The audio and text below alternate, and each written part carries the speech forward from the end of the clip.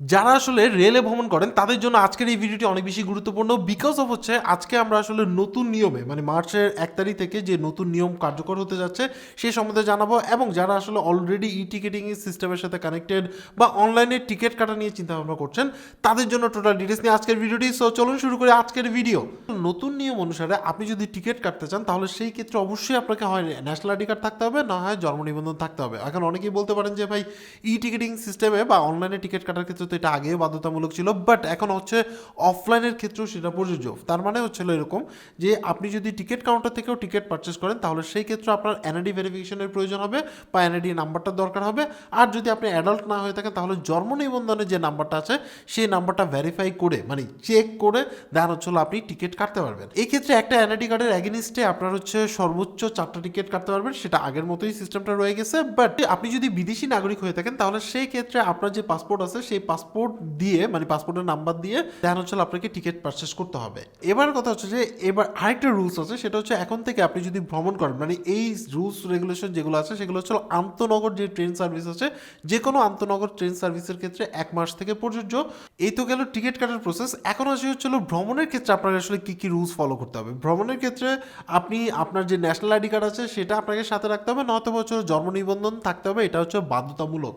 আপনি এই দুইটার একটা যদি থাকে অ্যান্ড দেন হচ্ছে আপনার যে টিকিট আছে, এখন মনে করেন যে কথার কথা আপনার টিকিটের নাম হচ্ছে অন্যজনের বাট আপনার ন্যাশনাল আইডি কার্ডের নাম হচ্ছে অন্যজনের, যদি এটা দুইটা ম্যাচ করে দেখে যে এটা মিল নাই তাহলে কিন্তু আপনার হচ্ছিল অবৈধ যাত্রী বা হচ্ছে বিনা টিকিটের যাত্রী হিসাবে কিন্তু আপনাকে কনসিডার করা হবে। এই ক্ষেত্রে জরিমানা হতে পারে বা জেল হতে পারে বা এই ক্ষেত্রে আপনাকে নতুন করে টিকিট পারচেসও করতে হতে পারে। ইস ডিপেন্ড আসলে তখন যদি আপনি জাস্টিফাই করতে যায় তখন যদি চেক করে তখন কিন্তু আপনাকে আসলে এটা জরিমানার সম্মুখীন হতে হবে। তো তার মানে হচ্ছে হলো আপনি যদি আসলে এখন থেকে ট্রেনে ভ্রমণ করেন অবশ্যই জাতীয় পরিচয়পত্র মাস্ট সাথে রাখতে হবে, মানে কপি, বা হচ্ছে আপনার যে জন্ম নিবন্ধন আছে সেটার কপি রাখতে হবে এবং টিকেটের সাথে এটার দুইটার মিল থাকতে হবে। সো এই ক্ষেত্রে আরও একটা নতুন জিনিস আসলে অ্যাড করা হয়েছে, সেটা হচ্ছে পজ মেশিন। পজ মেশিনের মাধ্যমে দেখা গেছে যে আপনি মনে করেন কথার কথা আপনার যে টিকিটটা আছে সেটা চাইলে সে অনলাইনে চেক করে নিতে পারবে যে এটা আসলে আপনার নামে কিনা বা এই টিকিটটা আসলে আপনি পারচেস করছেন কিনা সেটা দেখ করতে পারবে। এছাড়াও যদি আপনার আসলে জরিমানা হয় তাহলে এই পজ মেশিনের মাধ্যমে আপনাকে জরিমানা করতে পারবে। এছাড়া দেখা গেছে যে আপনার যদি নতুন করে টিকিট বা বিনা টিকিটের যাত্রী হিসাবে নতুন করে টিকিট পারচেস করতে হয় তাহলে কিন্তু ওই পজ মেশিনের মাধ্যমে আপনার জন্য টিকিট সেটা পারচেস করে দিতে পারবে। এই জরিমানার টাকা বা আপনি যে নতুন পারচেস করলেন আপনার যে টিকিট আছে সেই টিকিটের টাকা আপনি কিভাবে পে করবেন, এই ক্ষেত্রে আপনি ক্যাশ পেমেন্ট করতে পারবেন বা আপনার যদি কোনো মোবাইল ফাইন্যান্সিয়াল সার্ভিস থাকে সেটার মাধ্যমে পে করতে পারবেন, মানে অনলাইন ট্রানজ্যাকশন করতে পারবেন। দুইটার মাধ্যমে কিন্তু অনায়াসে আপনি আসলে এই টাকাটা পে করতে পারবেন যদি পজ মেশিনের মাধ্যমে আপনাকে জরিমানা দিতে হয় বা নতুন টিকিট পারচেস করতে হয়। সো বুঝতেই পারছেন যে এই হচ্ছে হলো নতুন নিয়ম যার মাধ্যমে আপনি আসলে এই টিকিট পারচেস করতে পারছেন এবং ভ্রমণের সিস্টেমটা আপনি জেনে নিলেন।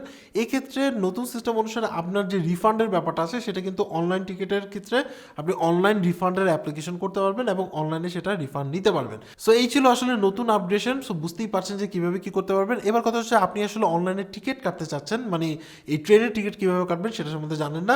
সো সেই ক্ষেত্রে এখানের মধ্যে মানে আই বাটনে একটা ভিডিও পেয়ে যাবেন, আদারওয়াইজ হচ্ছিল ভিডিও ডিসক্রিপশনে আপনার হচ্ছিল লিঙ্ক পেয়ে যাবেন।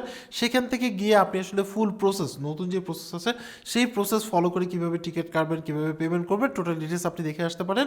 সো চাইলে ওই ভিডিওটা দেখে নিতে পারেন আর পারতপক্ষে ভিডিওটি শেয়ার করতে পারেন যাতে অন্য যারা আছে যারা আসলে এই রেলওয়ে ইউজ করে বা আমরা আন্তনগর যে ট্রেন সার্ভিসটা ইউজ করে তারা যাতে জানতে পারে। সো আজকে পর্যন্তই, সবাই ভালো থাকবেন, আল্লাহ হাফেজ।